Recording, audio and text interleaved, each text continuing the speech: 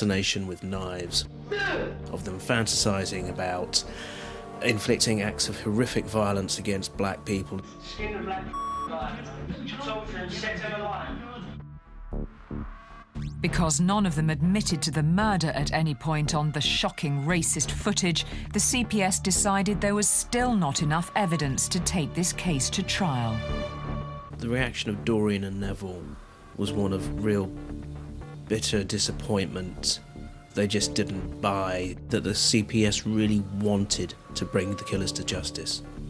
And at that, the Lawrences say, well, right, well, we're going to prosecute them. And that almost never happens. Somebody murdered our son, and they should be brought to justice for it, and that is all we ask.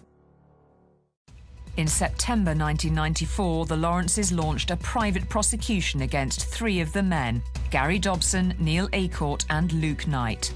It had already been decided that there wasn't enough evidence against David Norris or Jamie Aycourt for them to stand trial.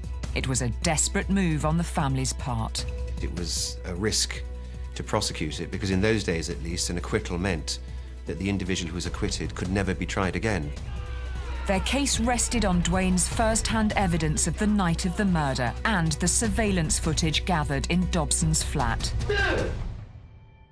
On April the 18th, 1996, the case eventually came to court. The key witness for the prosecution was Dwayne Brooks. He had only caught a fleeting glimpse of Stephen's killers, but after 3 years, he knew that he was the best chance the Lawrences had of securing a conviction. I had to give evidence. I had no choice. Even though I knew I wasn't in the best frame of mind to give evidence. The problem was, by that time, Dwayne was in a very fragile emotional state. He was almost certainly suffering from some form of post-traumatic stress, and he was having to do all this and bear the weight and also the guilt he felt on his very young shoulders. Under intolerable pressure, Dwayne fell apart on the witness stand, and his evidence was ruled to be inadmissible. The jury never even got to see the surveillance footage. The blame was on me. It was, main witness changed his story, and evidence of main witness is discredited. Gary Dobson and the 2 others were acquitted. According to law, they could never again be tried for the murder of Stephen Lawrence. Today's judgment left the Lawrence family and friends in tears as their desperate search for justice was shattered in a moment. I don't think what happened today is fair at all. As you can see, my wife is not here today, so you can just judge how she feels. The public outcry over the case was steadily growing. The Met commissioned another inquiry into the way they handled the original investigation. It was carried out by the neighbouring Kent Constabulary. The result was damning.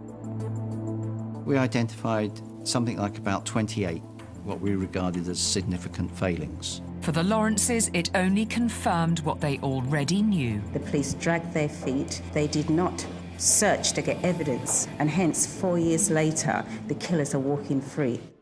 In 1997, Labour swept to power and fulfilled a promise to Neville and Doreen to commission a judicial review into matters arising from the death of their son. It was called the Macpherson Inquiry. It pitted the Lawrences against the Met, a battle that would be played out in full view of the nation. Wall-to-wall coverage on television, radio, and not just for one day, for several days. It was massive. The inquiry produced almost daily examples of policing disasters and policing incompetence. Over 5 months, every aspect of the case was examined in minute detail. It was like sitting in the stocks. You were just having things thrown at you, and it hurt. Can't believe this is an organisation I've spent 37 and a half years in, being criticised like this. When it was published, the Macpherson report laid bare every mistake the police had made. Its conclusion was that this investigation had been marred by incompetence, and more devastating still, it accused the Metropolitan Police of being institutionally racist. Prejudice amongst some officers had led to murderers, the most serious offence, getting away with it. A finding of Macpherson where he said, if I was a white person, I wouldn't have been treated in that way. And I think that in itself kind of cemented what had happened to me. and acknowledged all what happened to me.